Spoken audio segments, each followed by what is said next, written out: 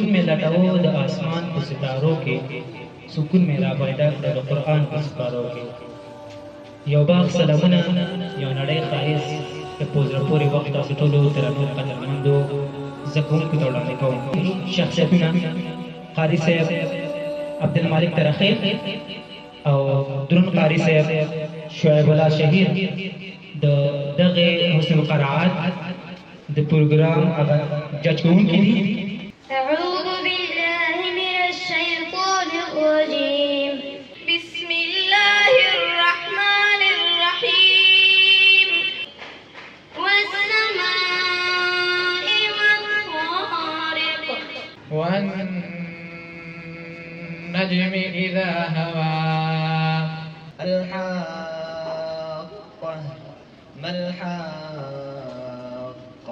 دغه سیالي د حسن قرائت یوازې تشویقي بڼه لري او د زده کوونکو دغه جرأت موږ ازمایو.